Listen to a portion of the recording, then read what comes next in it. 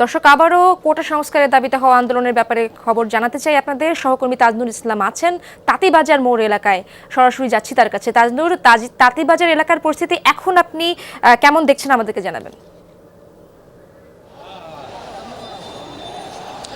দেখুন, তাঁতিবাজার মোড় থেকে যে অবস্থান ছিল আন্দোলনকারীদের সেখান থেকে তারা মিছিল নিয়ে আবারও জগন্নাথ বিশ্ববিদ্যালয় ক্যাম্পাসের দিকে তারা আবার এগোতে শুরু করেছেন। এই মুহূর্তে রায়সাহেব বাজার মোড় তারা অতিক্রম করে বাহাদুর শাহ পার্কের যেই রাস্তাটি সিএমএম কোর্টের সামনে দিয়ে যে রাস্তাটি গিয়েছে সেই রাস্তার দিকে তারা যাচ্ছেন। আমরা একটু সামনে গিয়ে একটু দেখাতে চাই।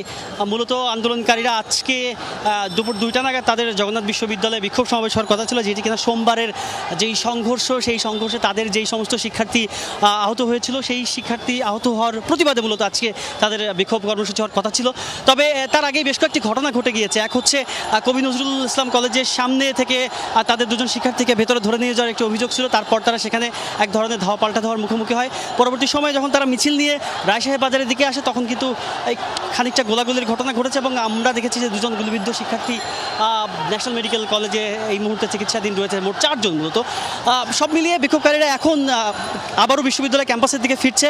যদিও তাদের আজকের দিনের কি অবস্থান সে বিষয়ে এখন অবধি তাদের পরিষ্কার যে বক্তব্য সেটি তারা এখন অবধি গণমাধ্যমে তারা জানাননি। তবে যেই মোড়ে মোড়ে যে পুলিশি নিরাপত্তা রয়েছে, পুলিশের যেই প্রহরা রয়েছে, সেই প্রহরা দেখা মাত্রই পরবর্তীতে আবারও যুক্ত হবার চেষ্টা করবো আপনার কাছে।